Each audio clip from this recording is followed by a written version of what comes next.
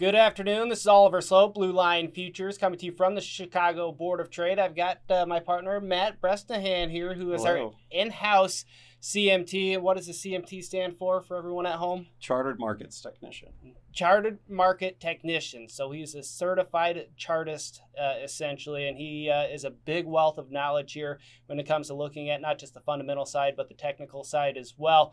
Before we get into the 2-minute drill, I do want to remind you we will be on the Pro Farmer Crop Tour this coming week. We'll be on the eastern leg. So if you do not follow us on YouTube, head over to youtube.com, type in Blue Line Futures, hit subscribe. As always, we appreciate the support, and you'll get a lot of great content in return. So let's go over the closing prices. Well, today, corn and beans, they were able to round out another positive trading day, which was good, while wheat was yet again the laggard, which has basically been the story of wheat for the last couple of weeks. December corn at the close, 4 1/4 cents higher, settling at 4.85 3/4. November soybeans finished the day at $13.30. That was 6.5 cents higher, but 11 cents off the high. So a little bit of a rejection off of last week's high and the 200-day moving average. Wheat, as mentioned, lower on the day, 7 3/4 cents to settle at 6.15 1/4. Lastly, the livestock, live cattle, feeder cattle, more pressure in today's trade on long liquidation. I know you're going to touch on feeders here in a little bit. October live cattle on the day, 95 cents lower, settling at 178.32. Lean hogs, they were able to find some relief thanks to decent export sales this morning, but fizzled out near the 100-day moving average. At the close, October futures were 97 cents lower. 97 cents higher, settling at 79.15. So, without further ado, Matt's going to pull up a couple charts here, and we will get the shot clock started here momentarily. All right. Let's do it. You know, the concurrent weakness between the grain complex and the October feeder cattle contract has been pretty concerning for bulls. And the white trend line here and the concurring white trend line down here goes to signify pretty significant bearish divergence between the two most recent contract highs. Now, what does that mean? The conviction of the rally or price momentum has started to decline since the previous, contract high.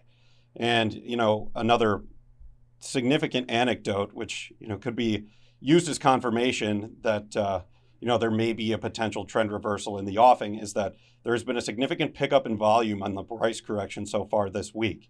Now, if we get a close below 247.5, it may open the door towards filling the gap back from June 27th between 240.1 and 244.32 over here. Now, seasonally, it's also fairly tough time for the feeder cattle contract. I mean, each of the last 15 years, we've basically trended lower from mid-August through, the balance of September and October. Now, it's been in a unique year to say the least, but further long liquidation may put significantly more selling pressure on that contract here. The next contract that we're going to be looking at is November soybeans. Now, it's encouraging. It's the first 2-day winning streak we've had on the contract, basically since July 25th, or the second, since July 25th. And, we were not able to break out of our the upper boundary of our 3-star support pocket between 1324 and 1334. So a close tomorrow above 1334 could lay the groundwork for a push higher towards that psychologically significant 1350 to 1355 range. And, we do have the Pro Farmer Crop Tour coming up here. We have some hot and dry weather. It would not be all of that surprising to, see a significant bounce here over the next couple of weeks in the November soybean contract as we approach harvest. That's pretty good for your first time running through it. I think you're a hair over, but pretty good. You laid out the technicals perfectly, so appreciate you coming on to talk with us about the technical landscape and feeders and November soybeans. Remember, trading futures and options involves substantial risk of loss and is not suitable for all investors.